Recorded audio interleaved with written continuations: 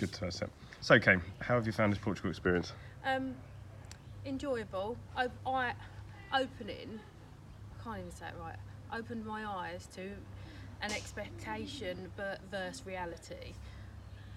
And the best way for me to say, you would build up how you think these people are going to be and how they're going to act, and just this expectation really. And I think social media is really, really bad for it.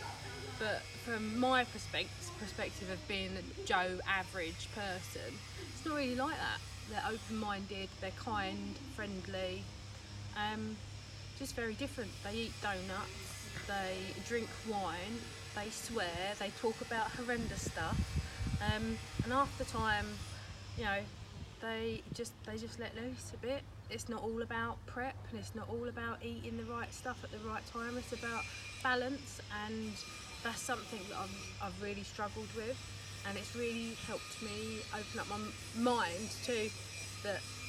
Yeah, you can have that donut, and you're not going to put on however much weight because 95% of the time that you're eating well. And it's just, it's weird because you see these people post these things, you think, fuck me, they can't, sorry I swear, but they actually probably don't eat this. They're probably having one bite and then they're throwing it up after, and so on and so forth. But Laura kind of told us all about, like, when she had an issue with pick and mix and left it up there for a couple of months during prep, and then one night had some cravings and remembered the pick and mix was up there and ate the whole tub.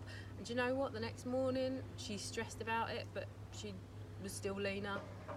She still looked good because, you know, her body obviously needed it. And yeah, it's just shocking really, because I've been on a diet for a bloody long time to get where I am, and yeah, it's nice to know that, yeah, I can have a bit of pick and mix without wanting to, you know, jump off a bridge as such, or beat myself up about it, because, you know, essentially that's going into the realms of eating disorder if you are depriving yourself of food all the time, and mine's been probably for about 4 years.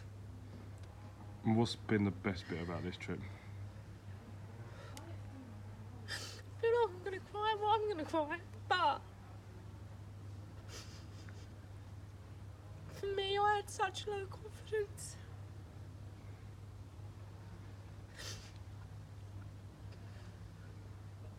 And my anxieties get really high just because of everyone's got their own journey and everyone's got their own shit to deal with, but sometimes I struggle with mine a lot, no matter how much of a positive person and bubbly. People see me running around, and the people that know me will know that. I mean, like I said to you just now, I'm like Marmite, you know.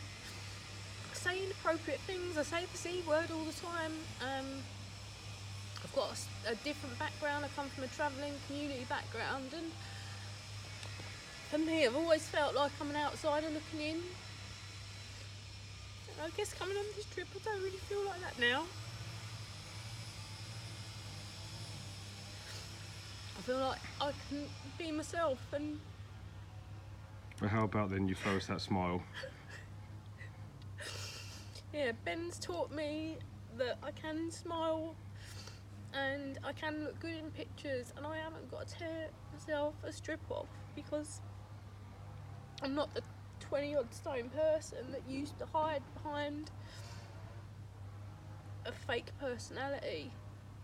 I can actually be myself, and if people don't like it, fuck it. There's other people that are gonna like you, and even if they don't like you, it's not a big deal, because as long as you're true to yourself, it doesn't really make any difference. And I've kind of didn't expect to find that here. I just maybe thought I was gonna have some really good shots and feel better about myself, and yeah, it's kind of like 4 days that it's felt like it could be 4 years of growth in 4 days.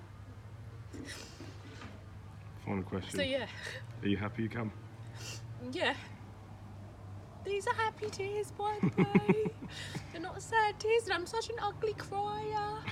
I'm such an ugly crier. You don't put that into the sentence. You don't say you're an ugly crier. Okay. I am a crier that is Happier than you used to be. Yeah, these are happy tears rather than me sitting in a room of darkness and rocking and dealing with PTSD and depression. Alone, feeling like, you know, there's a world out there enjoying themselves and I can be part of it. I guess I can. I'm trying not to do the ugly crying faces. They're a pretty crying face. But yeah, it's opened my eyes up to that, you know, other people experience the same crap and other people have worries and concerns. And Let's finish this off with, yeah, would you recommend anyone coming on the trip? anyone, I recommend it to anyone. If you're worried about comparing yourself to how other people are going to look, and they have these incredible bodies and they're insane bodies, you know what, they've all got cellulite, they've all got a bit of rolls, they've all got parts they don't like of themselves, like everyone. They just have a better way of dealing with it than the Joe average as such, like me. They don't let it consume them, and yeah, just don't let it consume you. And I'm going to take away from this that, yeah, if I've got a bit of excess skin from losing 14 stone almost, that's okay. Can you just say that again? How much have you lost? I'm 2 pounds off of 14 stone, and I've got leaner here just because we've been to the gym and just walking about, so God knows, you know, maybe when I get on the scales at home it'll be 14 stone, but it's just a number to me. It doesn't really matter. I think if I would have come on this trip and I would have been 10 stone heavier or 13 stone heavier or however size, I think I would have learnt from it, because they would have told me that it's okay, because as long as you are yourself, that is all that you can be, and that's fine.